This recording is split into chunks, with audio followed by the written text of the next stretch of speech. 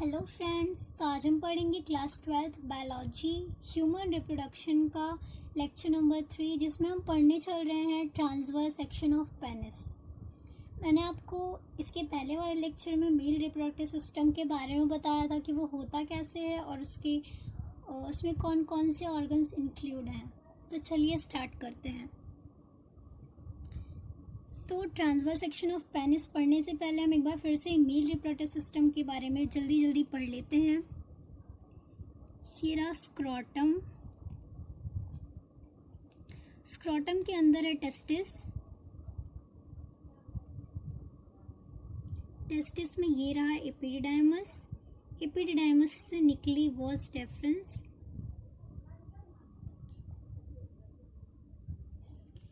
ये रहा urinary bladder.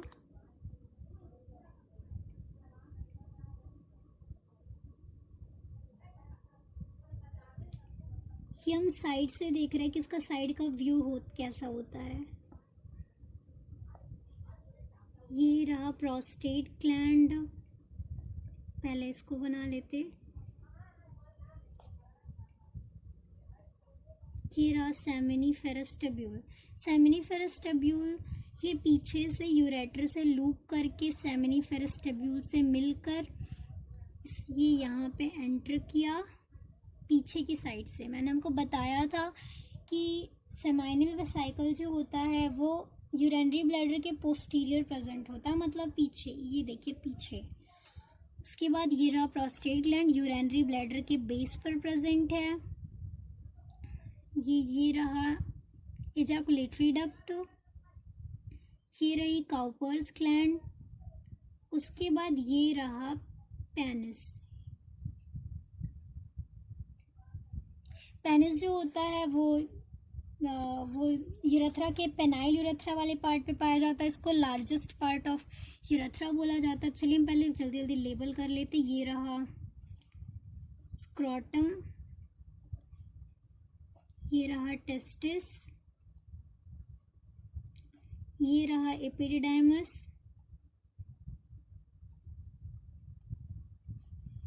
ये रहा वॉस डिफरेंस।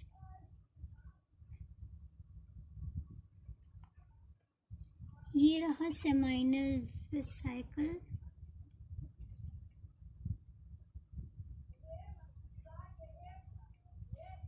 ये रहा यूरेटर।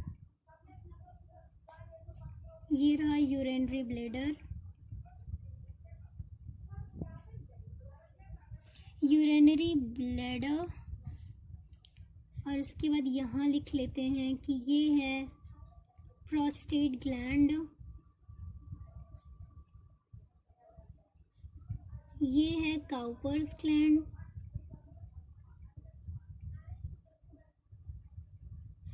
और ये है पेनिस।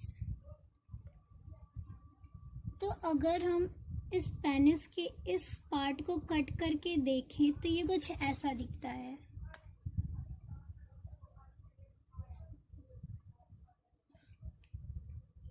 ये कुछ ऐसा। इसके अंदर होते हैं 3 सर्कल लाइक स्ट्रक्चर। ये रहे 2 और एक ये रहा। ये इनको कवर करता है ट्यूनिका एल्ब्यूजिनिया, मतलब वाइट फाइब्रस कनेक्टिव टिश्यू। तीनों को ही कवर करके रखता है, मतलब प्रोटेक्ट करने के लिए। ये ऐसे ही इनके अंदर होते हैं ब्लड वेसल्स।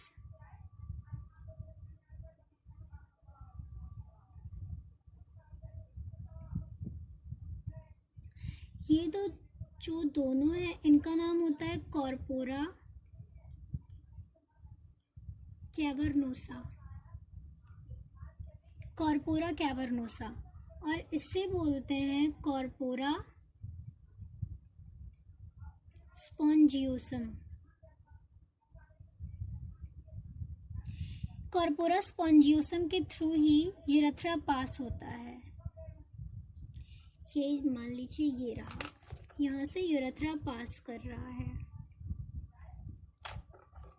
तो ये है इसका ट्रांसवर्स सेक्शन, मतलब कि ट्रांसवर्स सेक्शन अगर पेनिस की देखें तो उसमें होती है दो कॉर्पोरा कैवर्नोसा जो ट्यूनिका एल्ब्यूजिनिया जिसे कवर करके रखती है। हम इसको थोड़ा अंदर लिख लेते हैं कि ये रही, और ये कवर्ड है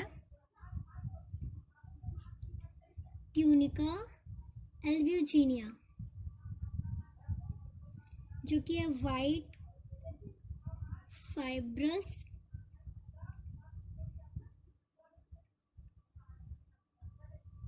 कनेक्टिव टिश्यू की बनी हुई। और उसके बाद ये ब्लड वेसल्स हैं, ये तो ठीक है। फिर दो कॉर्पोरा कैवर्नोसा होते हैं, एक होता है कॉर्पोरा स्पॉन्जियोसम। कॉर्पोरा स्पॉन्जियोसम के थ्रू ही यूरेथ्रा पास करता है। तो अब हम इसके बारे में थोड़ी जानकारी लिख लेते हैं, जो है नंबर 1 क्या है, फ्रॉम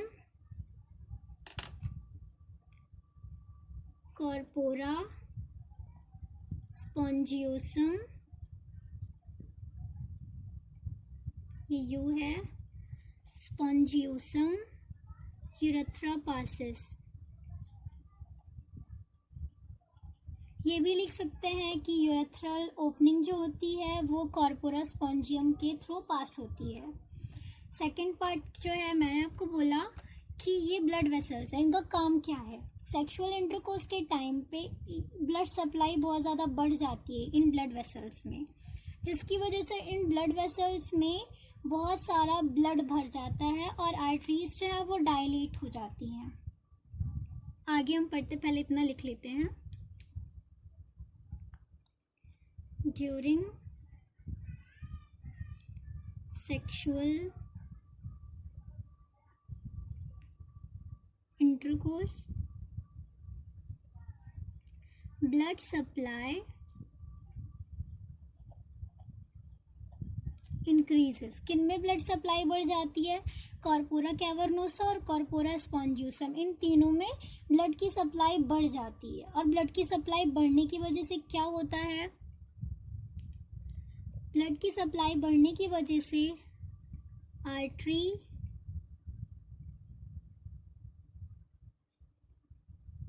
डायलेटेड, आर्टरीज डायलेट हो जाती है एंड ब्लड रशेज, और ब्लड में बहुत सारा ब्लड भर जाता है। ब्लड रशेज, इन किन में ब्लड रश हो जाता है, इन तीनों सर्कल्स में, और ये सर्कल्स किन में है, पेनिस में। तो लिख सकते हैं कि ब्लड सप्लाई बढ़ने की वजह से आर्टरी में डायलेशन आता है, जिसकी वजह से ब्लड, बहुत सारा ब्लड जो है पेनिस में भर जाता है। और ब्लड रश होने की वजह से क्या होता है, यहाँ पे लिख लेते हैं, due to blood rushes in penis, penis become hard.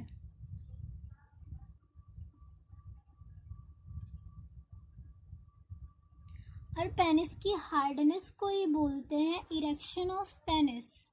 Penis become hard and this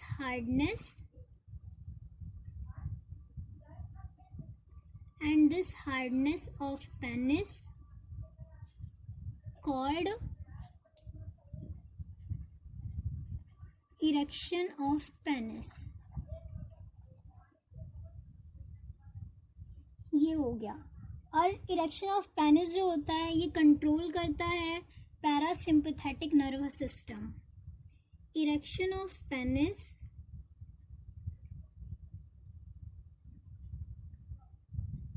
is controlled by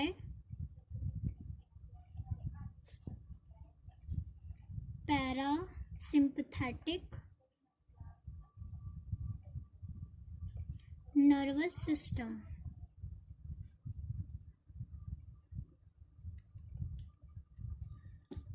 और इरेक्शन ऑफ पेनिस बहुत इंपॉर्टेंट होता है इंसेमिनेशन के लिए, ये भी पॉइंट लिख लेते हैं। Erection of penis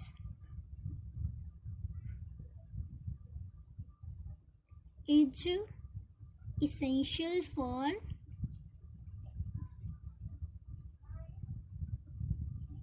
essential for insemination. आपको शायद पता हो इंसेमिनेशन का मतलब. इंसेमिनेशन का मतलब होता है release of sperm into female reproductive tract, मतलब वेजाइना. मतलब इंसेमिनेशन के लिए पेनिस का इरेक्शन बहुत ही ज़रूरी है. तो हमने इसके बारे में क्या क्या पॉइंट्स पढ़े कि अगर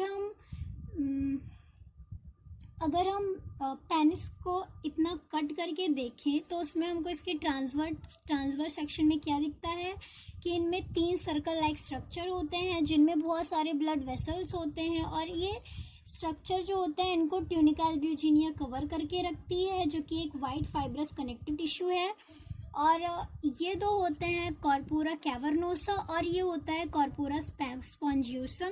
कॉर्पोरा स्पॉन्जियोसम के थ्रू ही यूरेथ्रा पास होता है, और सेक्सुअल इंटरकोर्स के टाइम पे पेनिस में मतलब इन कॉर्पोरा कैवर्नोसा और कॉर्पोरा स्पॉन्जियोसम में ब्लड की सप्लाई बढ़ जाती है, जिसकी वजह से आर्टरीज डायलेट हो जाती हैं, और ये जो ब्लड वेसल्स हैं इनमें ब्लड बहुत तेज़ी से भर जाता है, और ब्लड भरने की वजह से जो पेनिस होता है वो हार्ड हो जाता है, और पेनिस की हार्डनेस को ही बोलते हैं इरेक्शन ऑफ पेनिस.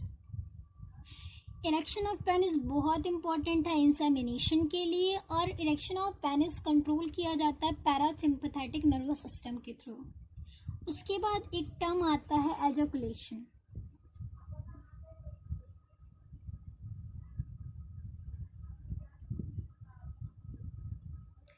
एजैकुलेशन क्या होता है? Forceful release of semen into vagina.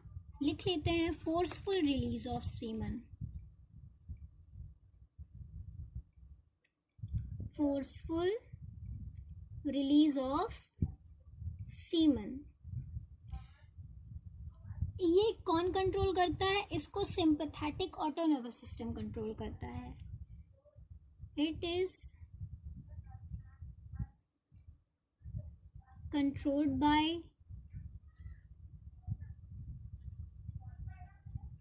sympathetic autonervous system.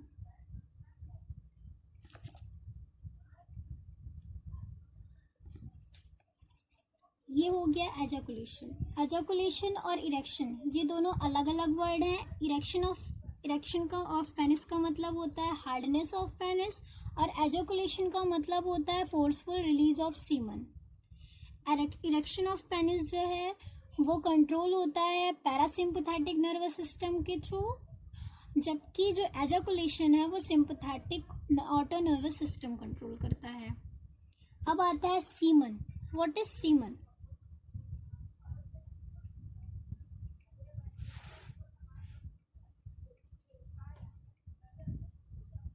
Semen. इतनी देर से मैं सीमन वर्ड यूज कर रही हूँ, तो आप बताते हैं कि वो सीमन वर्ड एक्चुअली है क्या. सीमन स्पर्म और वो जो 3 ग्लैंड्स के बारे में हमने पढ़ा, seminal vesicle, prostate gland and Cowper's gland, इन तीनों के सिक्रीशंस जो होते हैं और स्पर्म, इन तीनों के सिक्रीशन और स्पर्म को मिलाकर बनता है सीमन. तो चलिए लिखते हैं, what is semen? Sperm plus seminal plasma is equal to semen.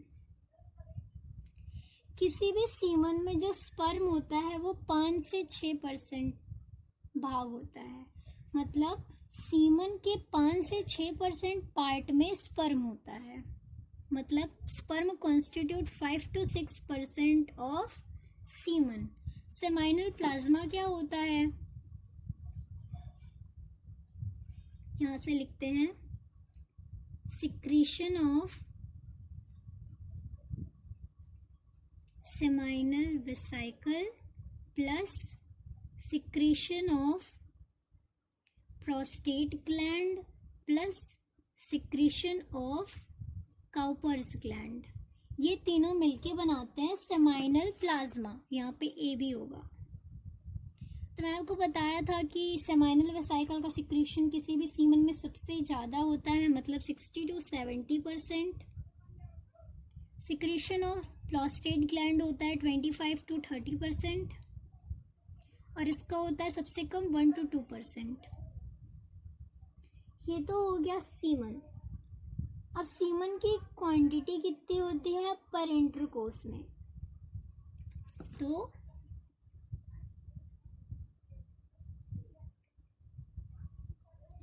Quantity of semen पर इंटरकोर्स। एक इंटरकोर्स पे 2 से 3 ml सीमन रिलीज होते हैं। तो ये लिख लेते हैं कि एक इंटरकोर्स पे 2 से 3 ml सीमन रिलीज होते हैं, और 1 ml सीमन में होते हैं 100 million sperm. 1 ml of semen has, actually it's 100 million sperm. 1 ml semen में 100 मिलियन स्पर्म होते हैं। तो एक इंटरकोर्स पे कितने स्पर्म तो एक इंटरकोर्स पे कितने मिलियन स्पर्म रिलीज हुए? 100 into 2 और 100 into 3। तो in one intercourse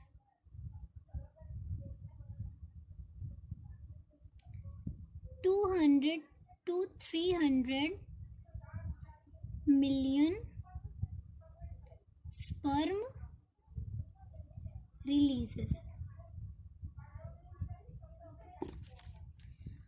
ये आप याद रख सकते हो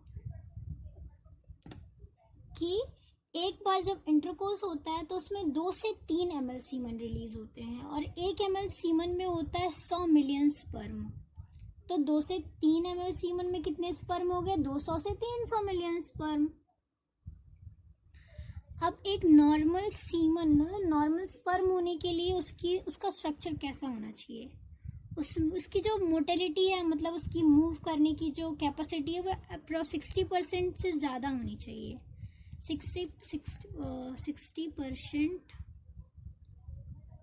should be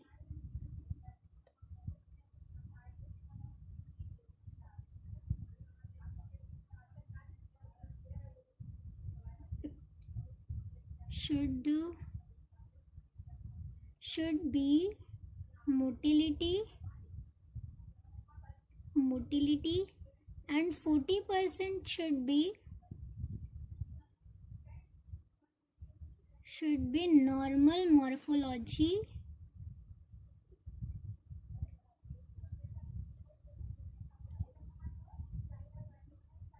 to become a normal sperm। मतलब एक नॉर्मल स्पर्म के लिए उस स्पर्म की 60% मोटिलिटी होनी चाहिए और 40% उसका जो एक्सटर्नल स्ट्रक्चर है वो होना चाहिए। मतलब नॉर्मल स्ट्रक्चर जो है वो कम से कम 40% तो वो नॉर्मल दिखना चाहिए जो स्पर्म है। तो नॉर्मल स्पर्म होने के लिए 60% उसमें मोटिलिटी होनी चाहिए और 40% उसकी नॉर्मल मॉर्फोलॉजी होनी चाहिए।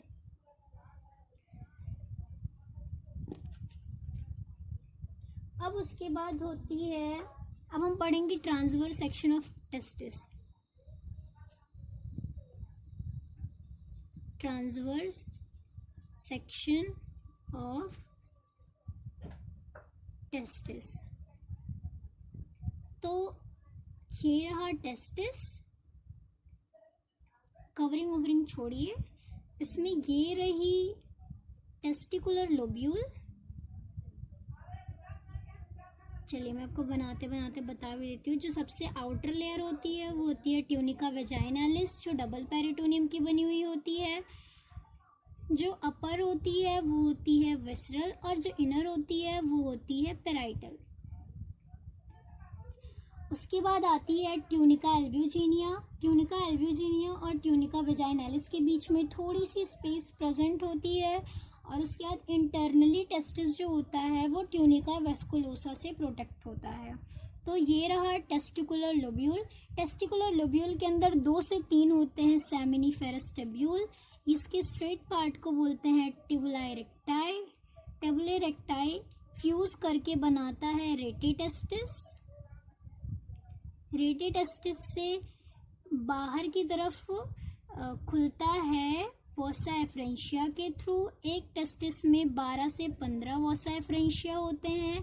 वोसा एफ्रेंशिया खुलता है एपिडिडाइमस में। एपिडिडाइमस के 3 पार्ट्स होते हैं। पहला होता है कैपुट जो कि हाईली कॉइल्ड होता है, फिर होता है कॉडा, फिर होता है कॉर्पस, फिर होता है कॉडा। टेस्टिस एपिडिडाइमस के कॉडल पार्ट से निकलती है वॉस डेफरेंस। इतना बहुत बता दिया, अब चलते इसके बारे में पढ़ने। तो ये रहा सेमिनिफेरस टेब्यूल। सेमिनिफेरस टेब्यूल को अगर हम इतना इतना कट करके देखें तो मैंने आपको बताया था कि एक टेस्टिकुलर लोब्यूल में 2 से 3 सेमिनिफेरस टेब्यूल होते हैं। मैंने 2 बना दिया है, पर अगर 3 होते हैं तो देखिए, ये रहे, ये ऐसे दिखेंगे तब। ये 2 हो गया, ये रहा तीसरा। इनके बीच में एक स्पेस प्रेजेंट होती है, ऐसे मान लीजिए ये रही स्पेस।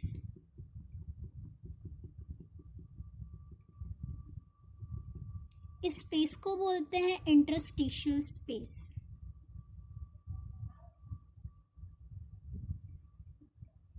इंटरस्टिशियल स्पेस, और इनमें होती है कुछ सेल्स।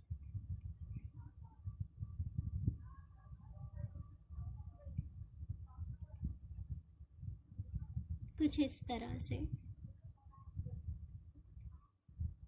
ऐसे ही बहुत सारी होती है।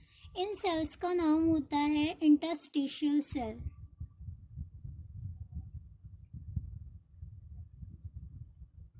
या फिर लेडिक सेल। मतलब कि सेमिनिफेरस टेब्यूल के बीच में जो स्पेस प्रेजेंट होता है उसको बोलते हैं इंटरस्टिशियल स्पेस, और सेमिनिफेरस टेब्यूल के इंटरस्टिशियल स्पेस में प्रेजेंट होती है कुछ सेल्स जिन्हें बोलते हैं इंटरस्टिशियल सेल या फिर लेडिक सेल। यही लेडिक सेल जो होती है ये एंड्रोजन्स प्रोड्यूस करती हैं। एंड्रोजन का मतलब कि टेस्टोस्टेरोन, डाईहाइड्रोटेस्टोस्टेरोन।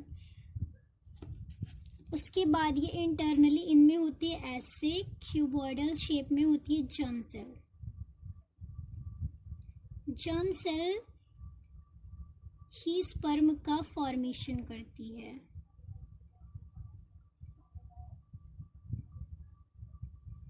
ये रहा जर्म सेल। हर में ऐसे ही होती है।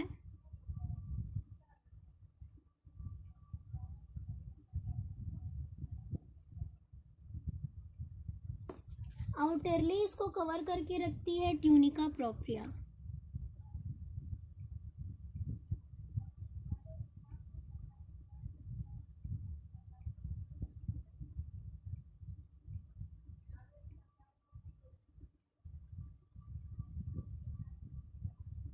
ये ऐसे तीनों में होगी, आप बना लेना, मैं ज़्यादा टाइम नहीं वेस्ट करना चाहती। उसके बाद इसका नाम कर लिख लेते, ये है tunica propria. Tunica propria, PROPRIA, tunica propria. ये सेमिनिफेरस टेब्यूल को सबसे ऊपर की तरफ से कवर करती है। ये भी वाइट फाइब्रस कनेक्टिव टिश्यू की बनी हुई होती है। उसके बाद इनमें ऐसे होते हैं Sertoli cell.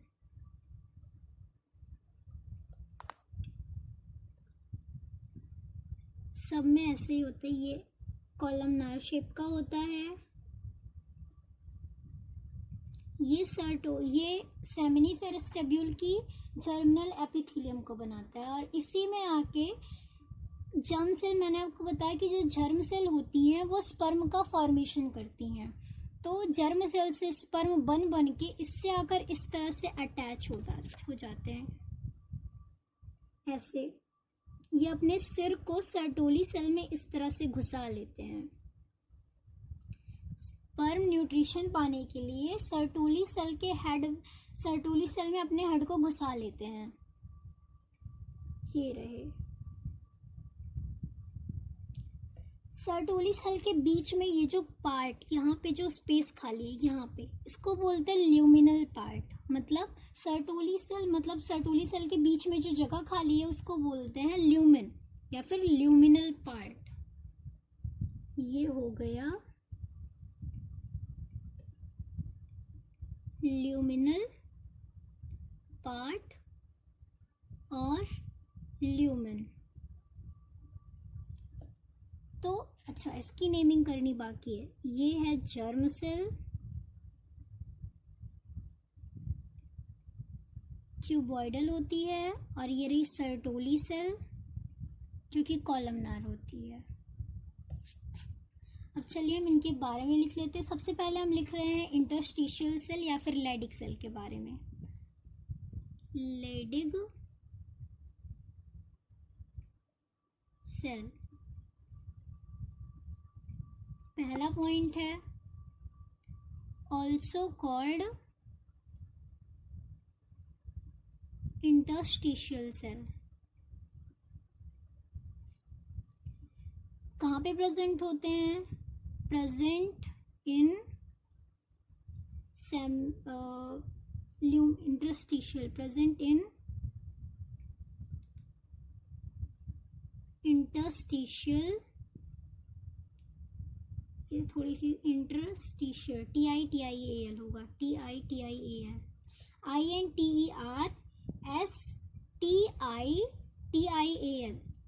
present between interstitial part in seminiferous tubule। यहाँ पे नहीं होगा, चलिए मैं ये लाइन में उल्टा सीधा लिख डाल रही। देखिए लेडिग सेल जो होते हैं उनको इंटरस्टिशियल सेल भी बोलते हैं। ये कहाँ पे होते हैं? ये सेमिनिफेरस टब्यूल के बीच में जो स्पेस प्रेजेंट होती है, मतलब इंटरस्टिशियल। ये मैं लाइन फिर से लिख देती हूँ ढंग से। प्रेजेंट बिटवीन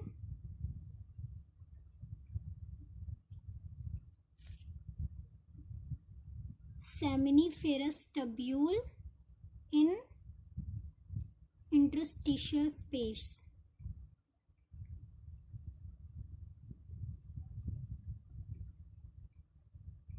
मतलब ये सेमिनिफेरस टब्यूल के बीच में जो स्पेस प्रेजेंट है उनमें प्रेजेंट होते हैं।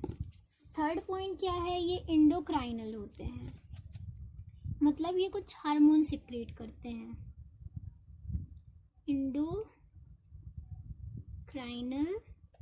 सेल्स होते हैं ये। इट प्रोड्यूसेस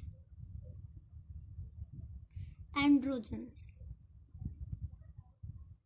एंड्रोजन्स कौन कौन से हमको पढ़ने हैं?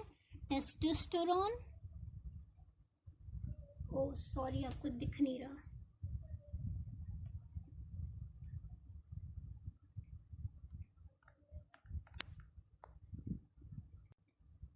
अभी आपको दिख रहा। It produces androgens. कौन कौन से एंड्रोजन्स हमको पढ़ने हैं? टेस्टोस्टेरोन,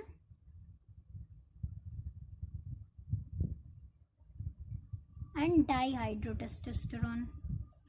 हमने इसका वर्क पढ़ा है डाईहाइड्रोटेस्टोस्टेरोन और टेस्टोस्टेरोन का, कि ये स्पर्मेटोजेनेसिस में हेल्प करते हैं, ये सेकेंडरी सेक्स कैरेक्टर और सेकेंडरी सेक्स ऑर्गन्स के डेवलपमेंट में हेल्प करते हैं, ये लिबिडो के ये सेक्स डिज़ायर जिसे लिबिडो बोलते हैं उसको इंक्रीज़ करते हैं, और ये टेस्टिस को डिसेंड करने में मदद करते हैं, मतलब एब्डोमेन से स्क्रोटम में। और जैसे कि ये बनते तो हैं सेमिनिफेरस टब्यूल के बाहर, तो ये डिफ्यूज़न के थ्रू चले जाते हैं सेमिनिफेरस टब्यूल के अंदर। तो ये तो है इनका वर्क। इतना मैं इसको नहीं लिख रही हूँ क्योंकि मैं आपको इसके पहले टेस्टोस्टेरोन और डाईहाइड्रोटेस्टोस्टेरोन के वर्क को बता चुकी हूँ। एक और पॉइंट है कि Leydig cell is controlled by और स्टिमुलेटेड बाय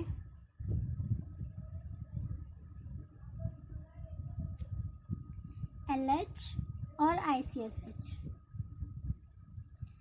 और एक वर्क जो हमको इसमें एक्स्ट्रा पढ़ना है, टेस्टोस्टेरोन और डाईहाइड्रोटेस्टोस्टेरोन का, इनका एक वर्क लिख देते हैं यहाँ पे कि it goes inside testis, it goes inside testis by diffusion. Testis नहीं, सेमिनिफेरस टब्यूल यहाँ पे लिखना था हमको exact word. It goes inside seminiferous tubule by diffusion. इसको मैं एक बार फिर से आपको बता देती हूँ कि ये रहा टेस्टिस। अगर टेस्टिस के अंदर जो सेमिनिफेरस टब्यूल्स होते हैं उनके पार्ट को कट करके देखा जाए तो वो कुछ ऐसे होते हैं। मैंने आपको बताया था कि टेस्टिकुलर लोब्यूल में 2 से 3 सेमिनिफेरस टब्यूल प्रेजेंट होते हैं। ये रहे 2 से 3 सेमिनिफेरस टब्यूल हो गए। इनको जब कट करके देखा गया इनके ट्रांसवर्स सेक्शन को तो ये कुछ ऐसे ही दिखे। इनमें होती है सबसे पहले तो ये कवर्ड होती है ट्यूनिका प्रोप्रिया के थ्रू, जो कि है एक वाइट फाइब्रस कनेक्टिव टिश्यू की बनी हुई। उसके बाद इनमें होती है जर्म सेल जो स्पर्म को बनाती है, और होती है सर्टोली सेल जो स्पर्म को न्यूट्रिशन प्रोवाइड करती है। जो जर्म सेल होती है वो क्यूबॉइडल शेप की होती है, जबकि जो सर्टोली सेल है वो कॉलमनार शेप की होती है। और इनके बीच में जो स्पेस प्रेजेंट है, ये स्पेस, इसको बोलते हैं ल्यूमन या फिर ल्यूमिनल पार्ट। उसके बाद हम ये लेडिक सेल हो गया। उसके बाद हम पढ़ेंगे जर्म सेल के बारे में।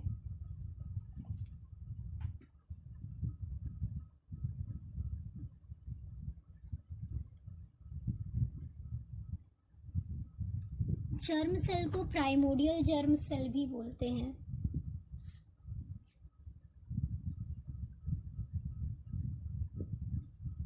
प्राइमोडियल जर्म सेल, इन्हें प्राइमोडियल जर्म सेल भी बोलते हैं। तो पहला पॉइंट तो हम ये लिख लेते हैं कि ये क्यूबॉइडल शेप के होते हैं।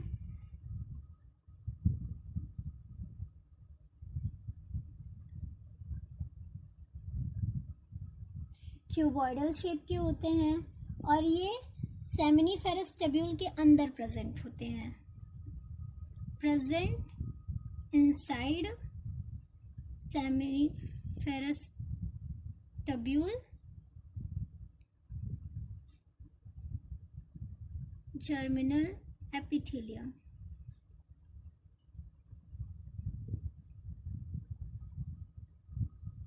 मतलब ये सेमिनिफेरस टब्यूल के जर्मिनल एपिथेलियम के अंदर प्रेजेंट होती है। थर्ड पॉइंट इसके बारे में क्या है कि ये डिप्लॉइड भी होती है, उसको भी हम लिख लेते हैं कि ये डाइप्लॉइड होती है। मतलब इनमें 46, ह्यूमन की बात करें तो इनमें 46 क्रोमोसोम्स होता है। ये हुआ। उसके बाद ये एक्स्ट्रा गोनाडल होते हैं। एक्स्ट्रा गोनाडल का मतलब क्या है? ये गोनाड्स के अंदर इनका फॉर्मेशन नहीं होता। गोनाड का मतलब टेस्टिस या फिर ओवरी। तो germ cells are extra gonadal। Extra gonadal होते हैं मतलब ये टेस्टिस के बाहर बनते हैं। ये भी लिख लेते हैं। इसका मतलब क्या है? Not formed inside testis. It originate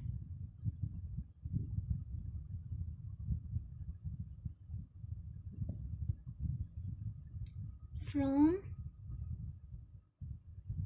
mesoderm of yolk sac in embryo। ये एक्स्ट्रा गोनाडल होता है मतलब ये टेस्टिस के अंदर नहीं बनता। तो ये बनता कहाँ है? ये एम्ब्रियोनिक लाइफ में यolk sac के मेसोडर्म से बन जाता है। ये मेसोडर्म से बनता है एम्ब्रियोनिक लाइफ में, और उसके बाद प्रेगनेंसी के 5th वीक में ये चला जाता है गोनाड के अंदर मतलब टेस्टिस के अंदर। And it migrate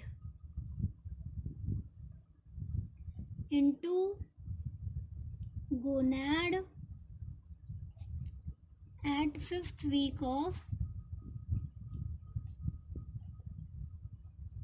pregnancy। एक और पॉइंट लिख लेते हैं कि गोनाड जो होते हैं वो प्रेगनेंसी के 8वें हफ्ते में डिफ्रेंशिएट हो जाते हैं। मतलब जब कोई लेडी प्रेग्नेंट है उसको उसके 8वें वीक में ही ये पता चल सकता है कि वो जो लेडी है वो किसको बर्थ देने वाली है, मेल चाइल्ड को या फीमेल चाइल्ड को। तो लिख लेते हैं gonads differentiate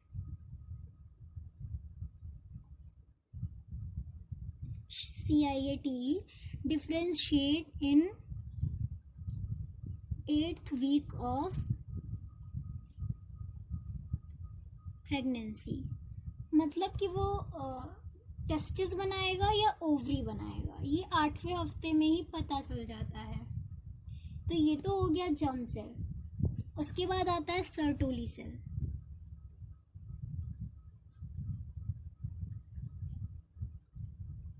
Sertoli cell nutrition provide करती है। मतलब ये एक तरह से स्पर्म की केयर करती है, तो इसको नर्स सेल भी बोलते हैं। और एक और नाम है इसका सस्टेंटाकुलर सेल। तो लिख लेते हैं ऑल्सो कॉल्ड सस्टेंटाकुलर और नर्स सेल। सेकेंड वर्क क्या है, ये कॉलमनार होता है। Second point, germ cell cuboidal होता है लेकिन ये कॉलमनार होता है।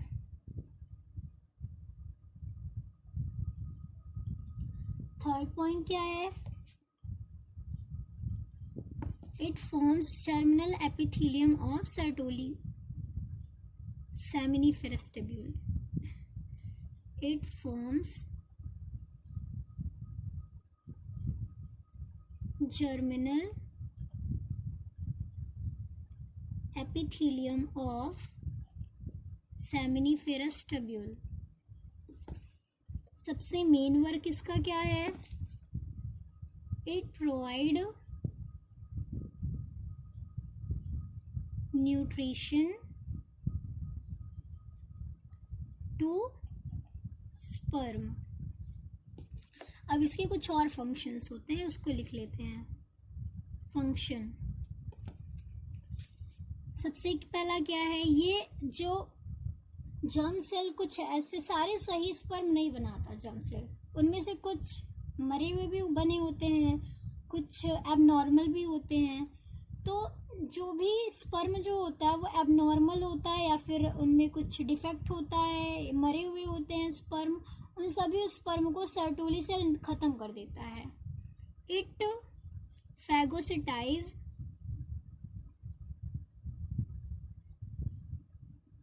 Dead and abnormal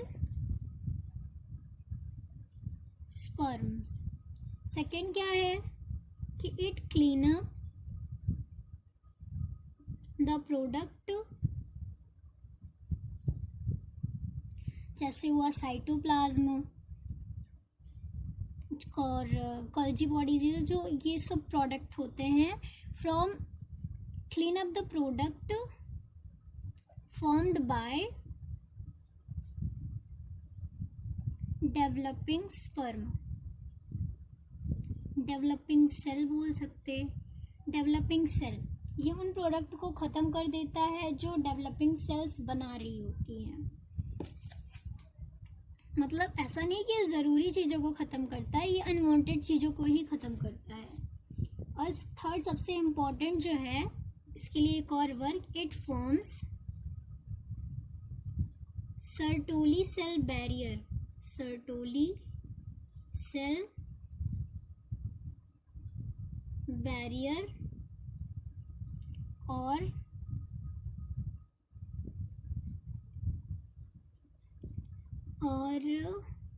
blood testis barrier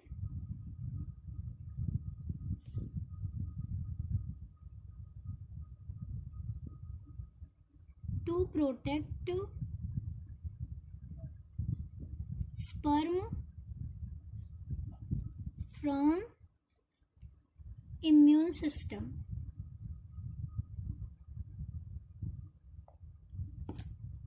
मतलब इसका क्या वर्क है? It form Sertoli cell barrier. इसका मतलब ये है कि ये स्पर्म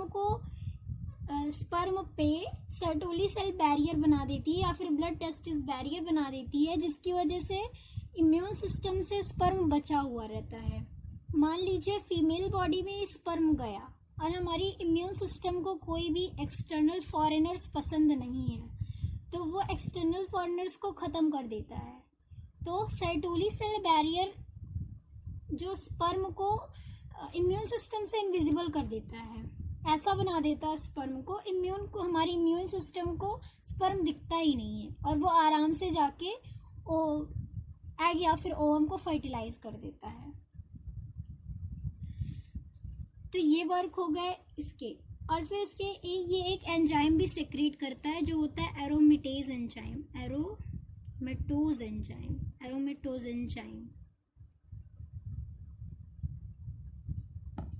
एरोमेटोज एंजाइम जो है ये क्या बोलते हैं इसको, कन्वर्ट करता है। ये टेस्टोस्टेरोन को एक्स्ट्राडायोल में कन्वर्ट करता है और एक्स्ट्राडायोल में कन्वर्ट होना बहुत ज़रूरी होता है टेस्टोस्टेरोन का थोड़े अमाउंट में स्पर्म की सस्टेन, मतलब स्पर्म को जिंदा रहने के लिए। तो एरोमेटोज एंजाइम का वर्क क्या है कि इट कन्वर्ट्स टेस्टोस्टेरोन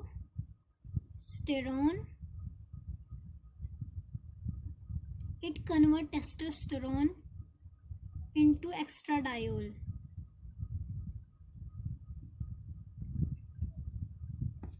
और it is very necessary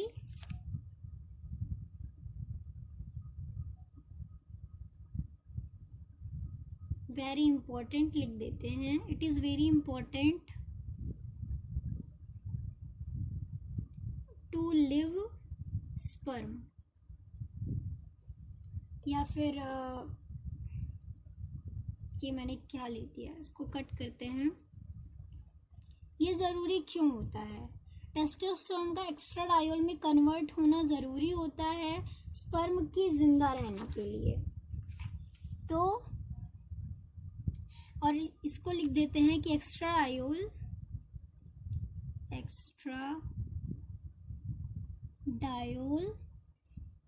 is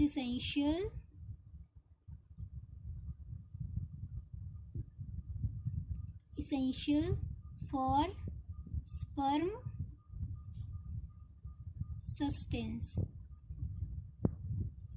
या फिर लिविंग कह सकते हैं।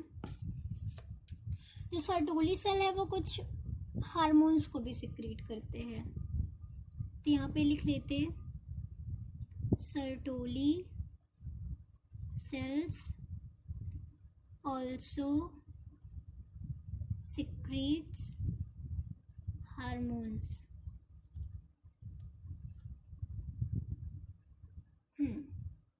तो सबसे पहला जो हार्मोन है वो है एंड्रोजन बाइंडिंग हार्मोन, मतलब प्रोटीन।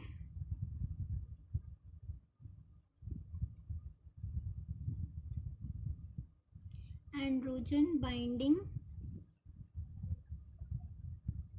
प्रोटीन, नाम से क्लियर हो रहा है कि एंड्रोजन बाइंडिंग प्रोटीन, एंड्रोजन को बाइंड करने के लिए जो प्रोटीन है, इसका वर्क क्या है? ये टेस्टोस्टेरोन को कंसंट्रेट करता है सेमिनिफेरस ट्यूब्यूल में स्पर्म प्रोड्यूस करने के लिए। स्पर्म के प्रोडक्शन के लिए जितने टेस्टोस्टेरोन की ज़रूरत होती है उसको कंसंट्रेट करता है। इट कंसंट्रेट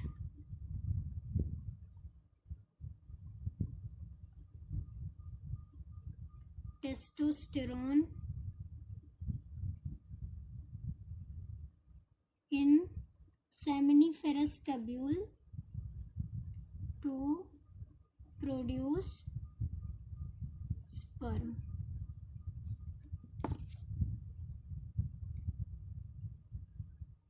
जो सेकंड आता है हार्मोन वो है इनहिबिन हार्मोन।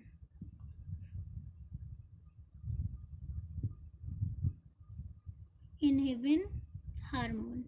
इसका क्या वर्क होता है, ये एफएसएच को इनहिबिट करता है। इट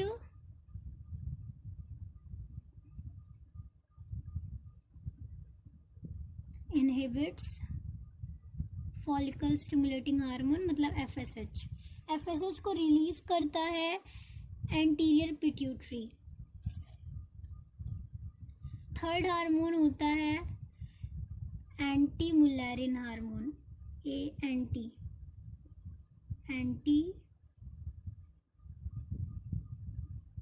एंटी मुलेरियन हार्मोन, या फिर लिख सकते हैं और मुलेरियन इनहिबिटरी हार्मोन। इनका वर्क क्या है कि ये मुलेरिन डक्ट के फॉर्मेशन को सप्रेस कर देते हैं। अब इसका मतलब बताती हूँ मैं। It suppress or inhibits Mullerian duct.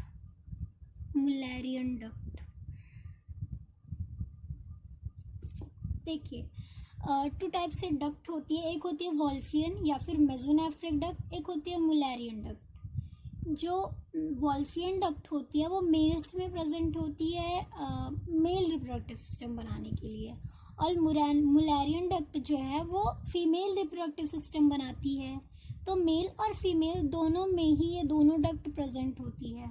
तो अगर वो मेल चाइल्ड है तो उसमें सर्टोली सेल जो होती है वो एंटी मुलेरियन हार्मोन सिक्रिएट करने लगती है, जिसकी वजह से मुलेरियन डक्ट जो होती है उसका डेवलपमेंट नहीं हो पाता है, मतलब यूट्रस, ओवरी, जितने भी फीमेल रिप्रोडक्टिव सिस्टम है वो नहीं बन पाते हैं। और अगर ये मुलेरियन डक्ट सब का बनना रोका ना जाए, सप्रेस ना किया जाए, तो उस मेल चाइल्ड में भी फीमेल प्रॉपर्टीज आने लगती हैं। तो इस वजह से इसका होना बहुत इम्पोर्टेंट है, मतलब मुलेरियन डक्ट का को बनने से रोकना। तो मुलेरियन डक्ट में क्या क्या आता है, जैसे फैलोपियन ट्यूब हो गया, और ओवरी हो गई, और यूटेरस हो गया, एटसेट्रा, ये हो गया। और उसके बाद जो ल्यूमिनल पार्ट है, मतलब जो सर्टोली सेल का जो ल्यूमिनल पार्ट है वो प्यूबर्टी पे जाके बनता है, पहले से ही नहीं रहता। वो बचपन से तो जर्म सेल, सर्टोली सेल तो होते हैं, पर जो ल्यूमिनल पार्ट होता है उनमें वो जाके बनता है प्यूबर्टी पे जाके। अब हम हार्मोनल कंट्रोल को देख लेते हैं। हार्मोनल कंट्रोल,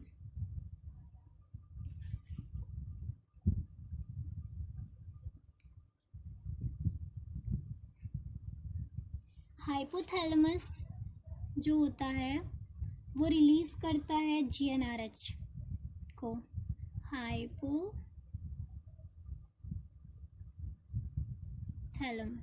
हाइपोथैलेमस क्या होता है, इतना तो आपने शायद 11th में पढ़ ही रखा होगा कि ये ब्रेन का एक पार्ट है।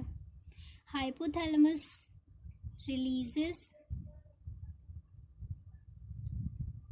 जीएनआरएच, और जीएनआरएच जो होता है वो पॉजिटिव इफेक्ट डालता है एंटीरियर पिट्यूटरी पे। इसने पॉजिटिव इफेक्ट डाला किस पे, एंटीरियर पिट्यूटरी पे। और एंटीरियर पिट्यूटरी ने जैसे ही इसके ऊपर पॉजिटिव इफेक्ट पड़ा तो इसने रिलीज करना शुरू कर दिया। नंबर 1 जो है एफएसएच को, और नंबर 2 है एलएच को या फिर आईसीएसएच को रिलीज करना इसने शुरू कर दिया। एफएसएच जो था उसने सर्टोली सेल पे पॉजिटिव इफेक्ट डाला। मैंने आपको बोला था, अरे नहीं, मैंने आपको बताया, मैं बताना भूल गई कि जो सर्टोली सेल है वो कंट्रोल की जाती है एफएसएच के थ्रू। इसने पॉजिटिव इफेक्ट डाला सर्टोली सेल पे, जिसकी वजह से सर्टोली सेल जो है वो स्पर्मेटोजेनेसिस करवाने लगी।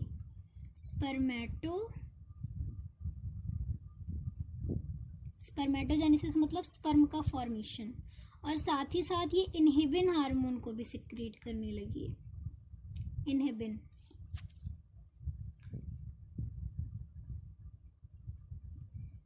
इसने स्पर्मेटोजेनेसिस भी स्टार्ट करा दिया और इनहिबिन का भी फॉर्मेशन कराने लगे। और इधर एलएच और आईसीएसएच को जैसे ही रिलीज हुए, उन दोनों ने लेडिक सेल बनाना शुरू कर दिया।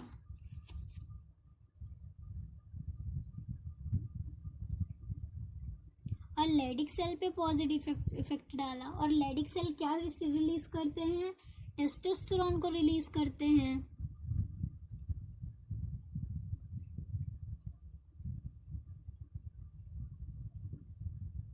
टेस्टोस्टेरोन मतलब टेस्टोस्टेरोन या फिर डाईहाइड्रोटेस्टोस्टेरोन बनाना शुरू कर दिया। और टेस्टोस्टेरोन किस में हेल्प करता है? डेवलपिंग, मतलब ये स्पर्मेटोजेनेसिस में भी हेल्प करता है, मैंने आपको बताया है। और ये सेकेंडरी सेक्स कैरेक्टर या फिर सेकेंडरी सेक्स ऑर्गन के डेवलपमेंट में भी हेल्प करता है। तो लिख लेते हैं कि it develops secondary sex organ and secondary sex character. और क्या करता है? ये स्पर्मेटोजेनेसिस में भी मदद करता है। इनहिबिन क्या करता है? इनहिबिन मैंने आपको बताया था कि एफएसएच के कंट्रोल को और एफएसएच के रिलीज को कम करता है। कैसे कम करेगा? इनहिबिन जाता है एंटीरियर पिट्यूटरी के पास और वो इस पे निगेटिव इफेक्ट डालने लगता है, जिसकी वजह से एंटीरियर पिट्यूटरी जो होती है वो एफएसएच और एलएच के फॉर्मेशन को कम कर देती है।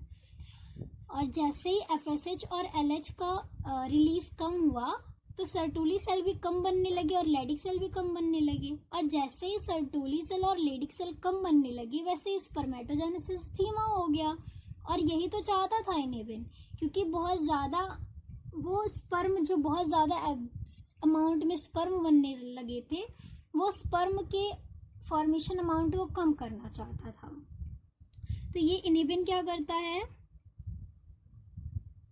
टू अवॉइड, ये निगेटिव इफेक्ट क्यों डालता है? To avoid excess amount of excess release of sperm. तो हमको फिर से समझाते हैं। हाइपोथैलेमस रिलीज करता है जीएनआरएच को। जीएनआरएच ने पॉजिटिव इफेक्ट डाला एंटीरियर पिट्यूटरी पे, जिसकी वजह से एंटीरियर पिट्यूटरी ने एफएसएच और एलएच या फिर आईसीएसएच को रिलीज करना शुरू कर दिया। एफएसएच ने सर्टोली सेल बनाई और एलएच ने लेडिक सेल बनाया। सर्टोली सेल ने स्पर्मेटोजेनेसिस भी स्टार्ट करा दी और साथ ही साथ उसने इनहिबिन हार्मोन को भी सिक्रीट किया। और लेडिक सेल तो हमें पता है कि एंड्रोजन सिक्रीट करता है, मतलब टेस्टोस्टेरोन और डाईहाइड्रोटेस्टोस्टेरोन। टेस्टोस्टेरोन और डाईहाइड्रोटेस्टोस्टेरोन का वर्क भी हमने पढ़ा है कि वो लिबिडो, इंक्रीज इन लिबिडो में मदद करता है और स्पर्मेटोजेनेसिस में मदद करता है और सेकेंडरी सेक्स ऑर्गन और सेकेंडरी सेक्स कैरेक्टर के डेवलपमेंट में हेल्प करता है। तो टेस्टोस्टेरोन ने अपना काम शुरू कर दिया, उसने सेकेंडरी सेक्स ऑर्गन और सेकेंडरी सेक्स कैरेक्टर बना दिए, का डेवलपमेंट शुरू कर दिया और स्पर्मेटोजेनेसिस भी उसने स्टार्ट करा दी। अब स्पर्म बनने लगे, बहुत सारे स्पर्म हो गए। तब तक इनहिबिन को जैसे पता लगा कि स्पर्म का अमाउंट ज़्यादा हो रहा है, तो इनहिबिन ने डाल दिया निगेटिव इफेक्ट एंटीरियर पिट्यूटरी पे। और जैसे ही एंटीरियर पिट्यूटरी पे निगेटिव इफेक्ट पड़ा, वैसे ही एंटीरियर पिट्यूटरी ने एफएसएच और एलएच और आईसीएसएच को रिलीज को कम कर दिया। और साथ ही टेस्टोस्टेरोन ने भी, जैसे ही टेस्टोस्टेरोन को भी पता लगा कि स्पर्म का अमाउंट ज़्यादा हो रहा है, टेस्टोस्टेरोन ने भी निगेटिव इफेक्ट डालना शुरू कर दिया। किस पे? एंटीरियर पिट्यूटरी पे भी और हाइपोथैलेमस पे भी। और जैसे ही हाइपोथैलेमस पे निगेटिव इफेक्ट पड़ा तो जीएनआरएच का रिलीज कम हो गया, और जीएनआरएच का रिलीज कम हुआ तो एंटीरियर पिट्यूटरी अच्छे से काम नहीं कर पाई, और अच्छे से काम नहीं कर पाई तो उसने भी एफएसएच और एलएच को रिलीज करना बंद कर दिया। तो इस तरह से स्पर्म का फॉर्मेशन भी कंट्रोल हो गया और स्पर्म बनना भी हो गया। तो हम बस शुरू से रिवाइज कर लेते हैं कि आज हमने पढ़ा क्या क्या। हमने पढ़ा ट्रांसवर्स सेक्शन ऑफ पेनिस। उसमें हमने पढ़ा कि जो पेनिस होता है उसको जब हमने कट करके देखा ट्रांसवर्स सेक्शन से उसको, तो उसमें हमको 3 सर्कल लाइक स्ट्रक्चर दिखे। जो अपर 2 थे वो थे कॉर्पोरा कैवर्नोसा। कॉर्पोरा कैवर्नोसा जो था वो उसको आउटर मतलब बाहर की तरफ से उसको ट्यूनिका अल्ब्यूजिनिया ने कवर करके रखा था प्रोटेक्ट करने के लिए, और ट्यूनिका कैवर्नोसा के अंदर भरी हुई थी बहुत सारी ब्लड वेसल्स।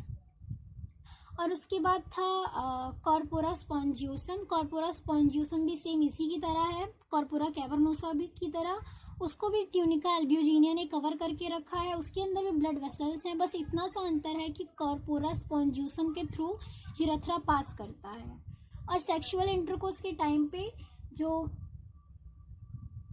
पेनिस में ब्लड सप्लाई बढ़ जाती है जिसकी वजह से आर्टरी डायलेट हो जाती है, और आर्टरी के डायलेट होने की वजह से उसमें बहुत सारे ब्लड भर जाता है, और ब्लड भरने की वजह से पेनिस हार्ड हो जाता है, और पेनिस की हार्डनेस को बोलते हैं erection of penis. Erection of penis insemination के लिए बहुत इंपॉर्टेंट है, और इरेक्शन ऑफ पेनिस कंट्रोल करता है parasympathetic nervous system. Parasympathetic nervous system control करता है। उसके बाद आता है एजाकुलेशन। एजाकुलेशन क्या होता है? Forceful release of sperm. इसको कंट्रोल करता है सिंपैथेटिक ऑटो नर्वस सिस्टम। उसके बाद सीमन जो होता है, सीमन सेमाइनल प्लाज्मा और स्पर्म से मिलके बना हुआ होता है। किसी भी सीमन में 5 से 6% पार्ट जो होता है वो स्पर्म का होता है, बाकी जो पार्ट होते हैं वो सेमाइनल प्लाज्मा का होता है। सेमाइनल प्लाज्मा मतलब secretions of seminal vesicle gland and secretion of prostate gland, secretion of Cowper's gland। और उसके बाद आता है कि एक इंटरकोर्स पे कितने ml सीमन रिलीज होता है। एक इंटरकोर्स पे 2 से 3 ml सीमन रिलीज होता है। 1 ml सीमन में होते हैं 100 मिलियन स्पर्म, तो एक इंटरकोर्स पे 200 से 300 मिलियन स्पर्म रिलीज हुए।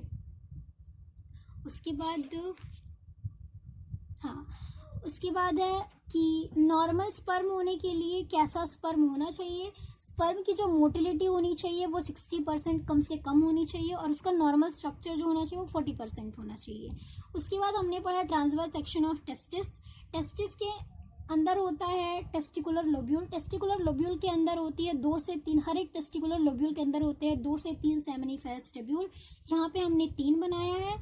सेमिनिफेरस ट्यूब्यूल जो होती है वो उसको आउटर बाहर की तरफ से उसको ट्यूनिका प्रोप्रिया कवर करके रखती है।